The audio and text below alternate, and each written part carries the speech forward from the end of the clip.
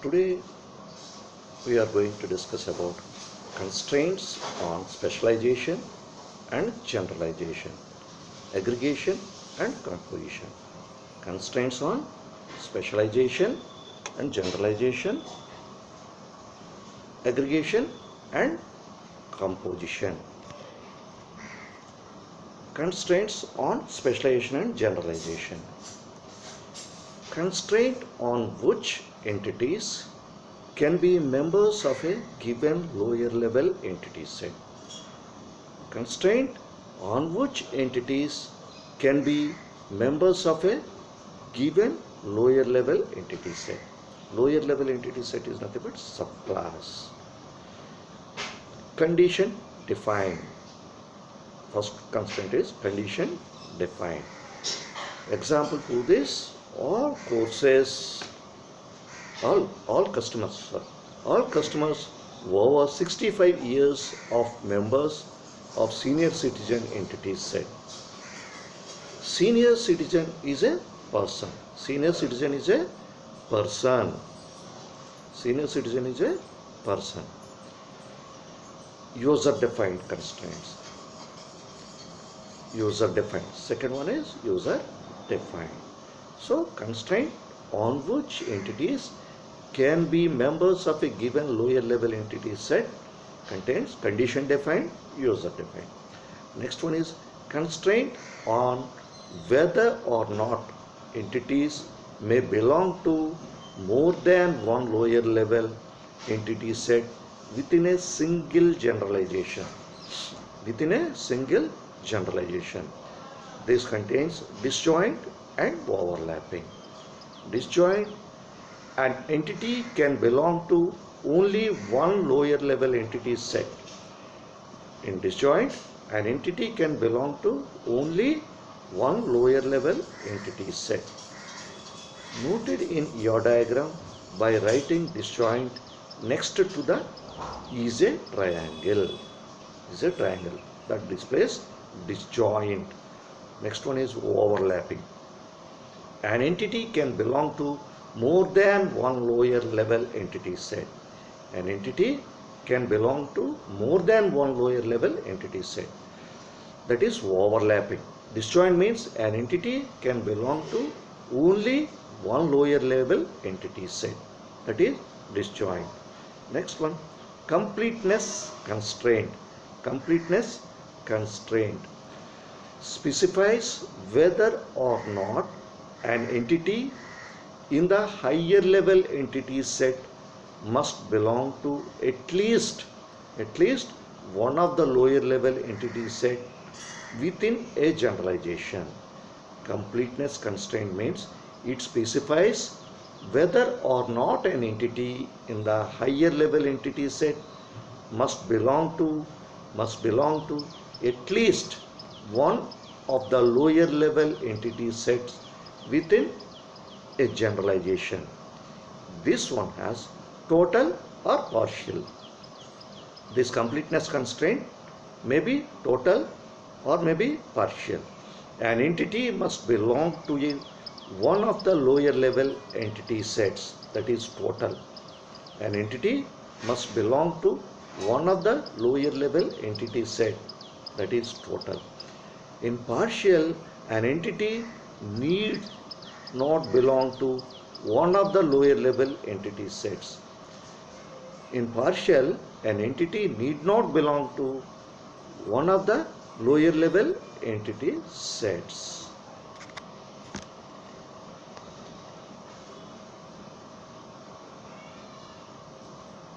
Next one is, in this we also has some specialization constraints are there. Specialization constraints are there. There are 4 types of specialization constraints, all of which are represented on ORM diagrams as symbols inside the generalization specialization triangle.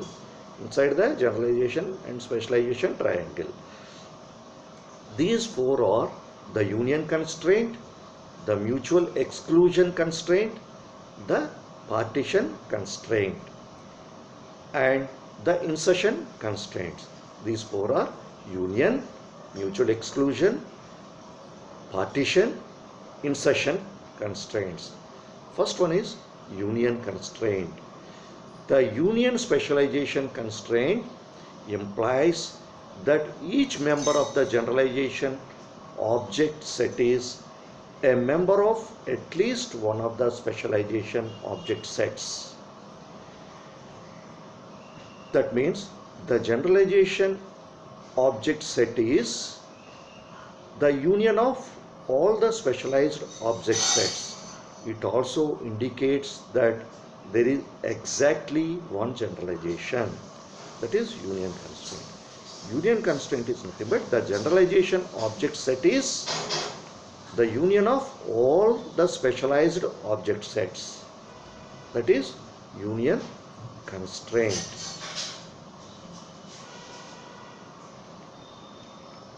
Union constraint, for example, caper at a Jew.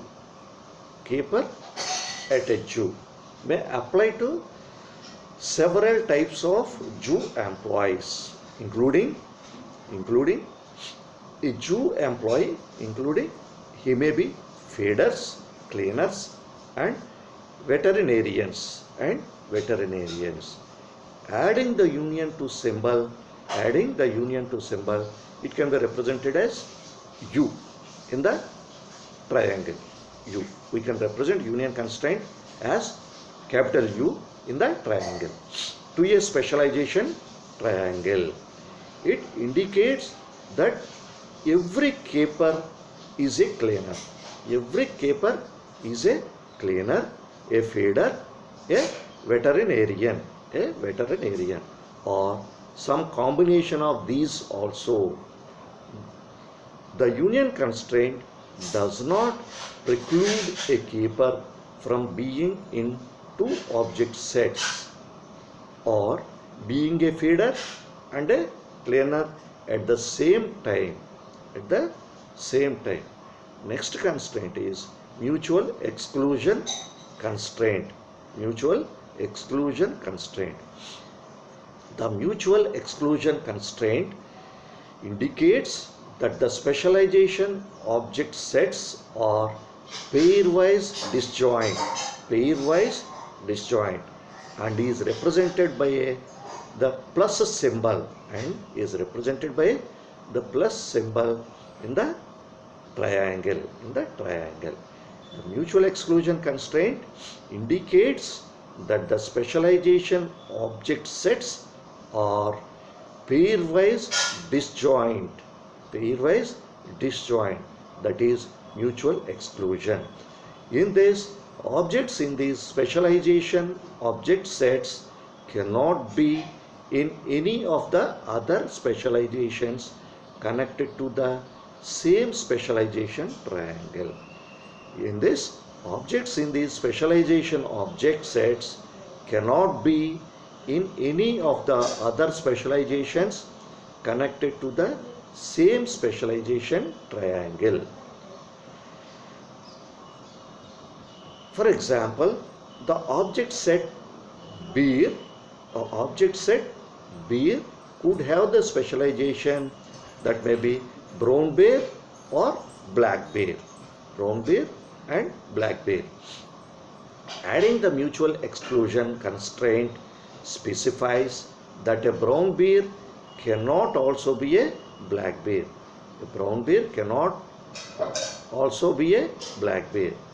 However, there may be other types of bears that are neither brown bears nor black bears. That is mutual exclusion constraint. Next one is partition constraint. The partition constraint represented by combining the union and mutual exclusion symbols.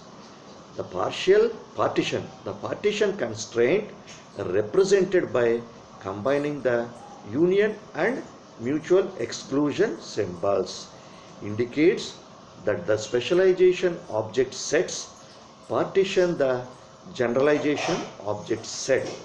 Generalization object sets.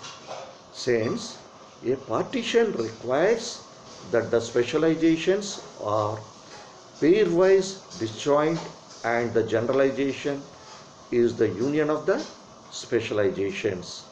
This is represented diagrammatically with the combination of the union and mutual exclusion symbols. That the specialization object sets partition the generalization object set. Partition requires that the specializations are pairwise disjoint and the generalization is the union of the specializations.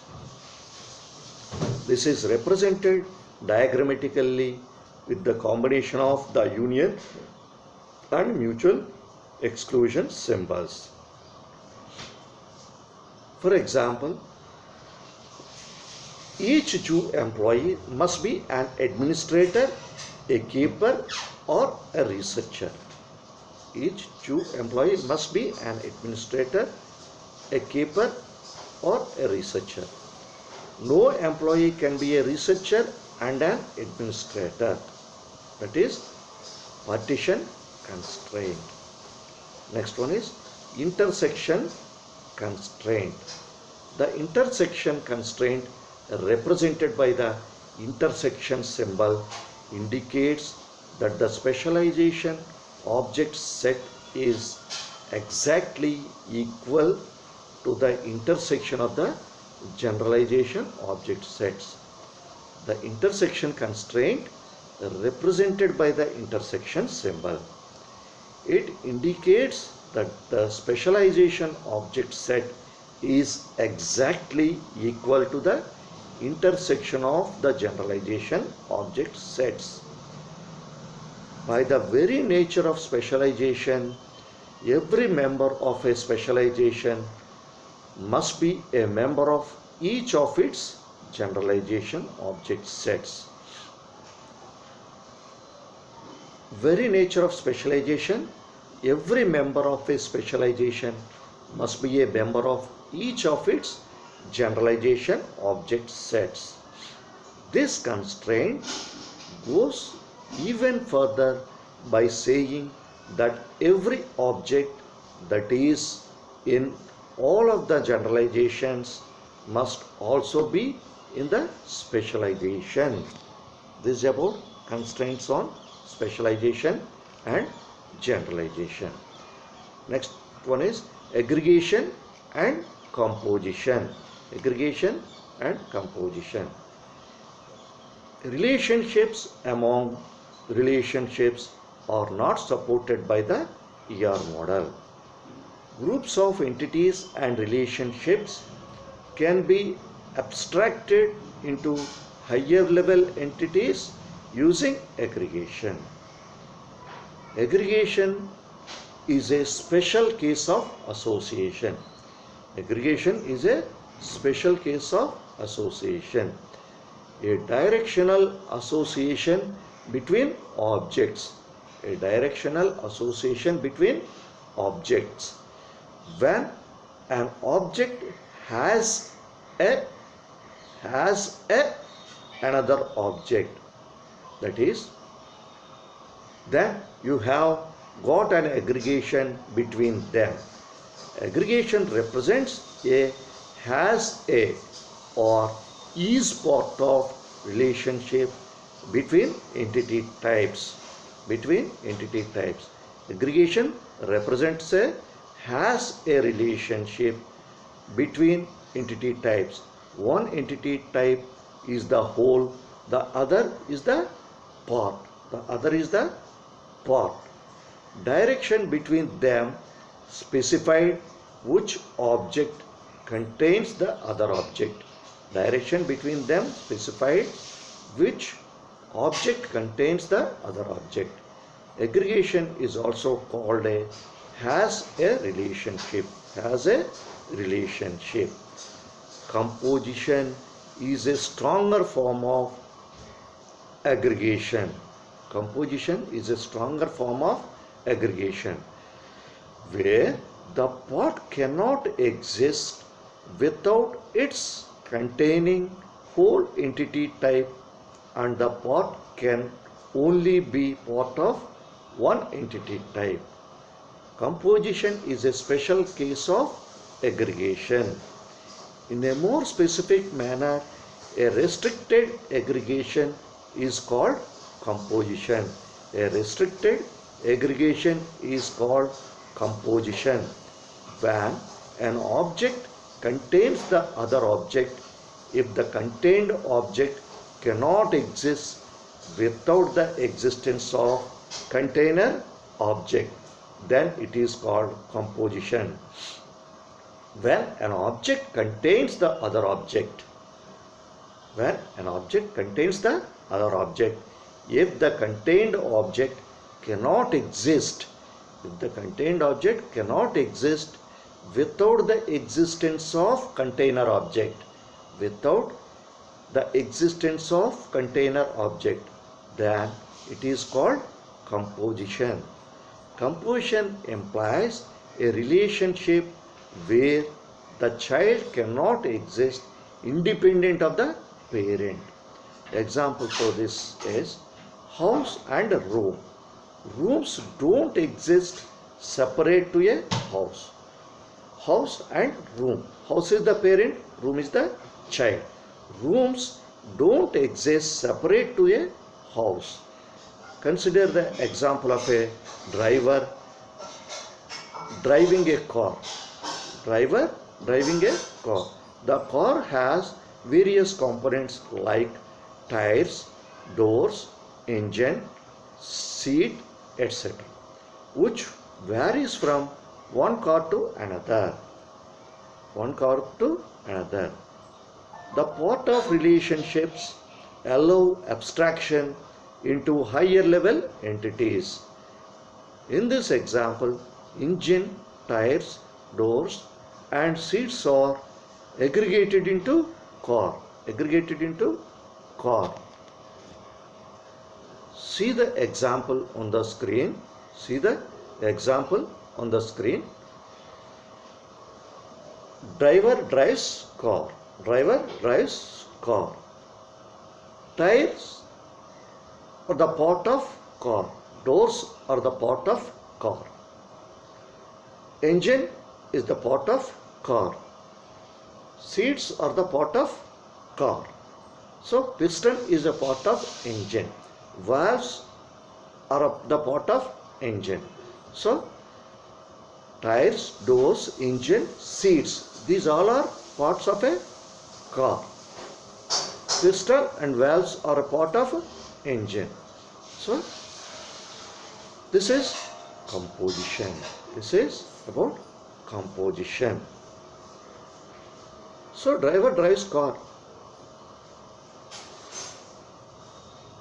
Next one is